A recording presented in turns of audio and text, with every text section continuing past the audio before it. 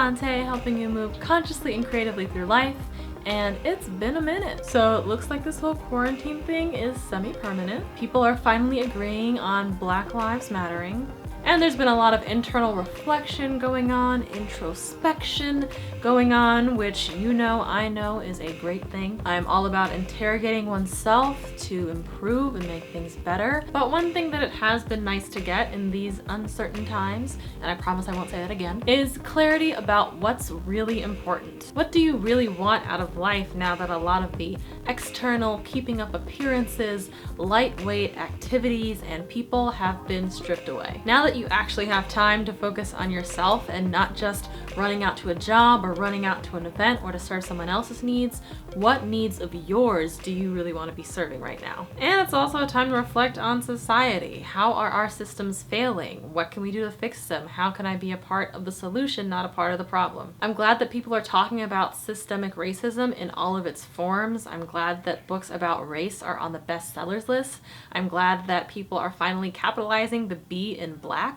Duh. That used to be my small daily act of resistance to the white male status quo, and I'm glad it doesn't have to be that anymore. I think it's sad that it took so many years of recorded violence, of on-camera evidence, for people to get that this was a problem. Better late than never is kind of how I feel about this whole situation. And I'm glad that people are putting their money where their mouths are, because that is important. Black people are in an interesting situation right now because a lot of non-Black people are for the first time sort of waking up to this and educating themselves and doing the reading and doing some of that work.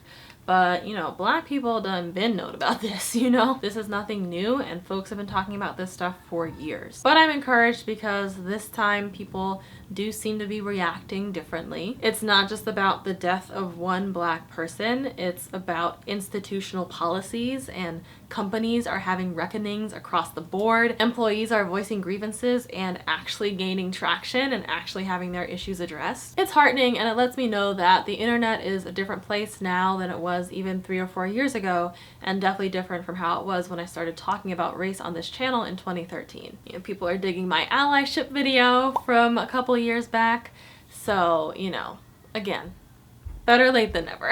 We've been out here. So for me right now, I've had to focus on self-care, self-preservation, and keeping my mind right. I'll link a video in the Eye of the Tiger, but if you remember my videos from April, my mental wellness during this time was a bit of a struggle. So I have been thinking and organizing and trying to optimize and just get my life together. And I have definitely gotten some clarity, and this is what that clarity looks like to me right now. First of all, family is the most important thing for me. I moved back with my family in my childhood home for the past 2 months, and it was completely necessary for my mental health. I think for as long as we're in this thing, I'm gonna have to be really intentional about staying in constant contact with my family, because it's just been so good for my soul. Those relationships are the strongest ones I have in my life, and that's what's really important. The second is that physical fitness is really important to me, and I was not exercising before. I have never really been able to exercise consistently as an adult.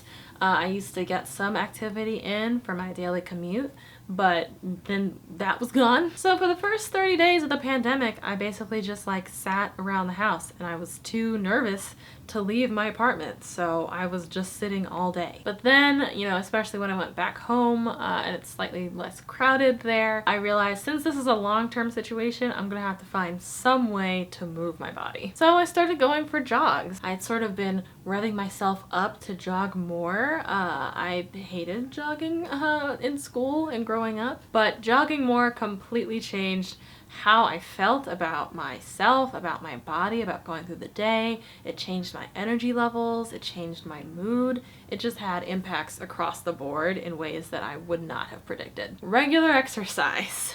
Who knew? I did not know. The third thing is that I really like where I am in my life career-wise right now. A little over 6 months ago, I left a job where I'd been for 3 years, and it was a difficult decision. It was a hard decision.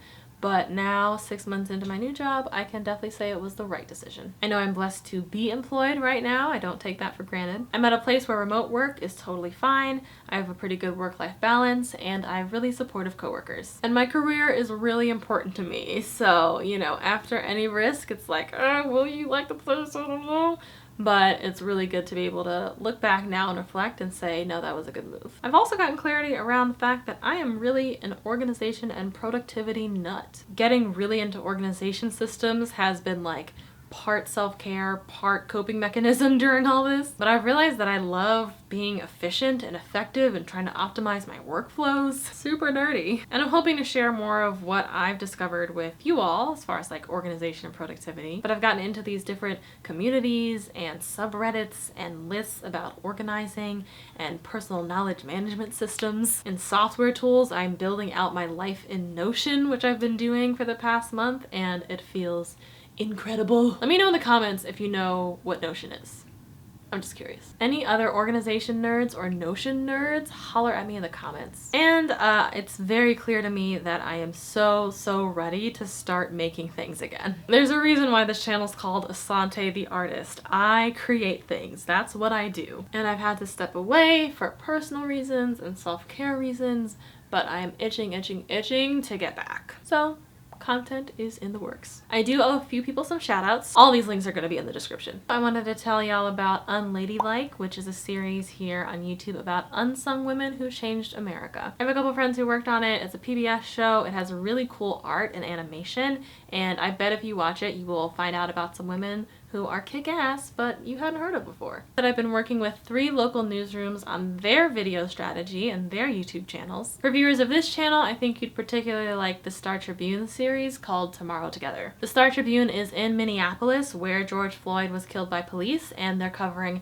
how the community is changing and coming together and trying to create solutions. There's an episode about that colorful George Floyd mural that was shown everywhere, and that was actually controversial on the local level because it was made without the input of any Black artists or community involvement.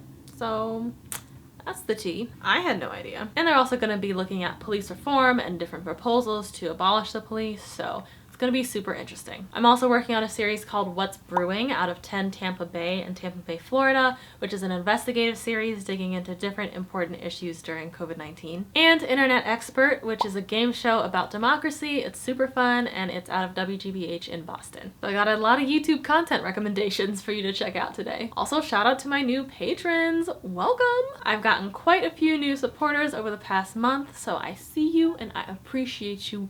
Thank you. And if you'd like to support my work and help me to continue making videos, then a link to my Patreon is also in the description. So I'm excited, I'm grateful, and I am recalibrated to focus on what matters. So let's rock. As always, remember to live spiritedly and think creatively, and I will see you next time.